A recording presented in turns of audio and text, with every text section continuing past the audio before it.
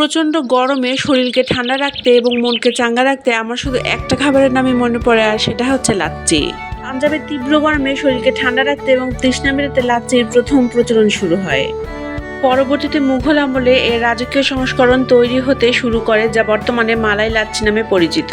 তবে আজ কিন্তু আমি আম লাচ্ছি বানাবো, আর আম লাচ্ছি কিভাবে বানাচ্ছি সেই ইজি রেসিপিটা আপনাদের সামনে তুলে ধরবো। এখন যেহেতু ভরা আমের মৌসুম চলছে, তাই পাকা টসটসে মিষ্টি আম বাজারে প্রচুর পরিমাণে পাওয়া যায়। আর আমিও বাজার থেকে বেশ কিছু পাকা আম কিনে এনেছিলাম, সেখান থেকে একটা আমের পাত তৈরি করে নিলাম।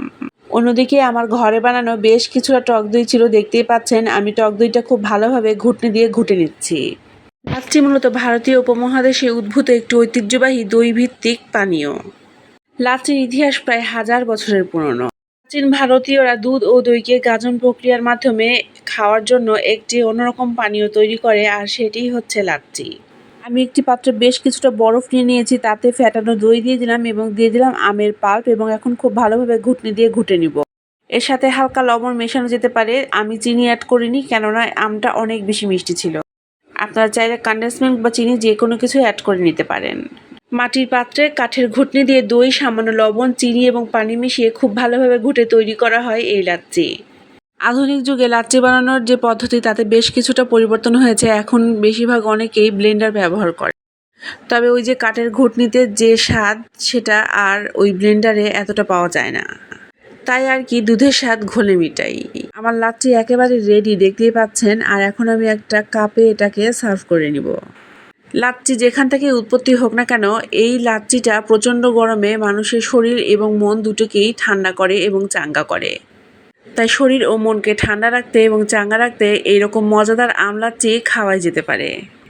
আমার এই ইজি আম লাচ্ছির রেসিপিটি আপনাদের কেমন লাগলো অবশ্যই আমাকে কমেন্টে বলে যাবেন, আর অবশ্যই এই ইজি রেসিপিটা আপনারাও বাসায় ট্রাই করবেন।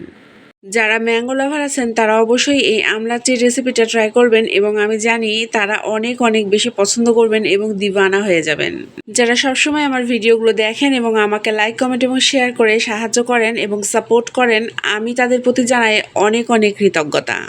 আর যারা নতুন আমার ভিডিও দেখছেন তাদের সবাইকেও জানাই আমার মন থেকে আন্তরিক ভালোবাসা। প্রচণ্ড গরমে পানি জাতীয় খাবার বেশি খাবেন এবং অবশ্যই নিজের অনেক বেশি যত্ন নেবেন। আর আমার ভিডিওটা আপনাদের কেমন লাগলো সেটা অবশ্যই আমাকে কমেন্টে বলে যাবেন, এবং কে কোথা থেকে আমার ভিডিও দেখছেন সেটাও কিন্তু আমার খুব জানতে ইচ্ছে করে, তাই অবশ্যই তা কমেন্টে উল্লেখ করে যাবেন। আজকে সবার সুস্বাস্থ্য কামনা করে এখানেই শেষ করছি। আগামী দিন আবারও হাজির হয়ে যাব ঠিক একই সময়ে।